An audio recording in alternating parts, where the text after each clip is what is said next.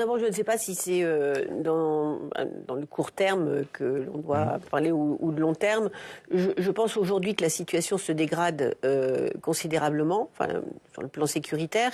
Moi, je n'ai plus l'occasion d'aller au Mali, malheureusement, mais j'ai suffisamment de contacts sur place qui, très régulièrement, me donnent des nouvelles, plus tous les franco-maliens qui rentrent régulièrement en France et qui font les allers-retours. Donc, ce que je sais, c'est que la situation sur place est complexe à Bamako, de plus en plus à cause du blocus, à cause des coupures d'électricité et du manque de gasoil, qui fait que les groupes électrogènes ne fonctionnent pas ou pas correctement, que les gens perdent leur emploi parce que, eh bien, ils n'ont plus suffisamment d'électricité pour fabriquer leur pain ou de faire tourner les hôpitaux correctement et ainsi de suite. Et donc, il y a une pauvreté qui est aujourd'hui endémique, qui grandit avec le temps. Et surtout, sortir de Bamako est de plus en plus compliqué.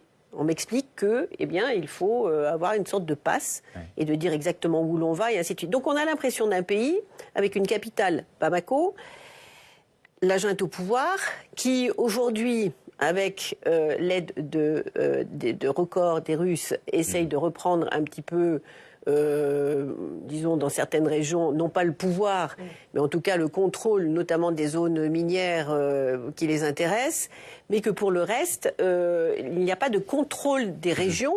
Il y a 16 régions, je crois, au Mali, c'est ça. Il n'y a pas de contrôle par les djihadistes aujourd'hui de ces régions, mais il y a le contrôle des villages et d'un certain nombre de localités qui sont sous leur coupe et qui font que ces localités, et ça c'est absolument terrible pour la population, se retrouvent entre deux feux, c'est-à-dire les djihadistes auxquels ils doivent donner des informations et surtout payer un peu pour être en paix, et l'armée qui, quand elle arrive, dit « mais vous collaborez avec les djihadistes ». Donc en fait, ils ont tort tout le temps, et ce sont des pauvres gens qui aujourd'hui subissent ce qui sera la première junte militaire qui arrive au pouvoir et qui ne va pas forcément dans le sens des promesses faites. D'ailleurs, ça la vaut aussi pour certains politiques, mais non, je crois qu'en fait, il y a eu un espoir, en effet, parce que la population a soutenu ce coup d'État, avait besoin d'un changement et a vu arriver une junte jeune. Ce ne sont pas des hauts gradés, pas des gens proches du pouvoir, ce ne sont pas des généraux, ce sont vraiment des officiers, colonels, capitaines qui ont pris le pouvoir. D'ailleurs, la plupart ne sont pas forcément bien éduqués non plus. Il faut savoir quand même qu'au Mali, 80% de la population est illettrée.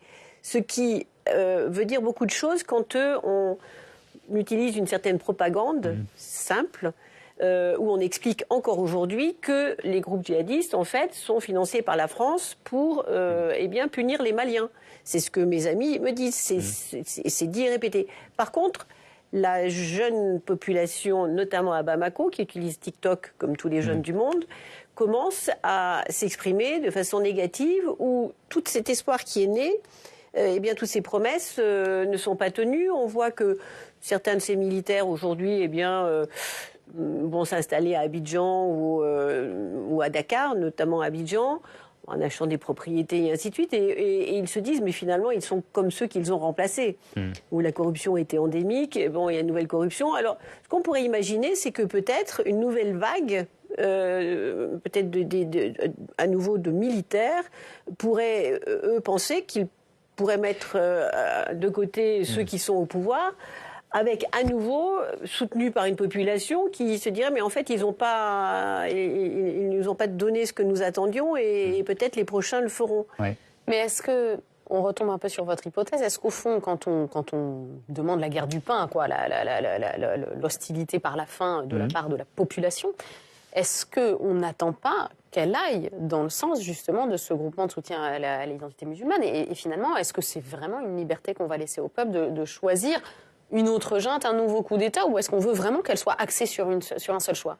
Alors je crois que nous sommes, et vous avez tout à fait raison, nous sommes, nous, Français, focalisés sur l'islam. C'est ça. Mais c'est pas le sujet aujourd'hui. Aujourd'hui, le sujet, c'est d'avoir 3 € pour vivre et passer sa journée pour pouvoir se nourrir. Mais donc c'est quelle solution? Oui, mais si c'est le groupe de soutien à l'islam et aux musulmans qui arrive entre guillemets en sauveur, non, parce pour rétablir l'économie ce sont eux qui bloquent l'axe. Il y a 2 axes, parce qu'il arrive quand même encore des camions d'Abidjan Abidjan. Hein, il y a l'axe en effet sénégalais Picasso, et puis Côte d'Ivoire.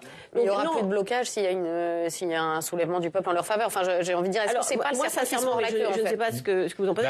Je ne pense pas qu'il y aura de soulèvement de la population. C'est pas dans l'ADN malien. C'est là, simplement pour répondre à la question, il n'y a pas un mouvement global dans la population. Il peut y avoir une adhésion individuelle qui est basée sur de l'alimentaire, où un jeune qui a 3 € par jour pour vivre, d'un seul coup se retrouve avec une mobilette ou une moto, une Kalachnikov, et on lui dit que en un jour, en un coup, il va gagner ce qu'il gagne en 6 mois.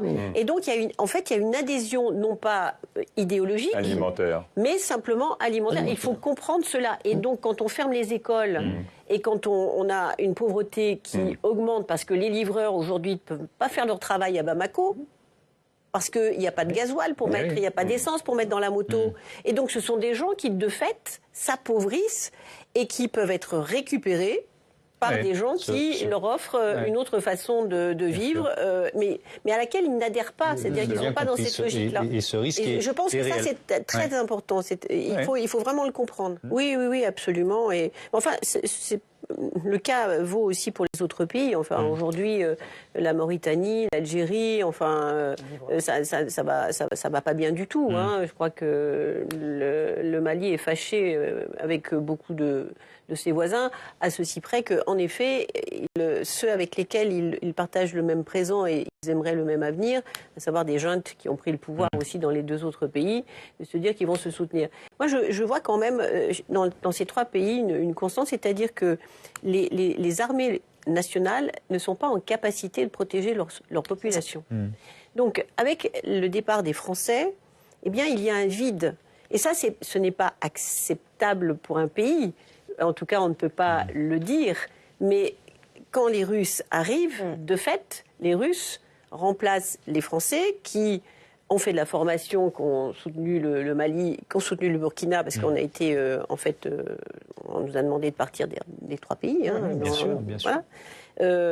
Et dans les 3 pays, eh bien, on voit que les armées nationales n'ont pas pris le contrôle, alors que la souveraineté devrait, au contraire, être basée sur le fait qu'ils sont suffisamment forts et en capacité de le faire, mais ils ne le peuvent pas. Donc, les Russes sont là, pas sous la même étiquette. Wagner, c'était beaucoup plus brutal, milice et ainsi de suite. Là, c'est le ministère de la Défense russe qui a une vraie volonté institutionnelle. Mais derrière, il n'y a pas simplement le militaire, il y a l'économique et puis je crois qu'il y a le politique. Effectivement. Et donc ça, c'est à prendre en compte. La nature.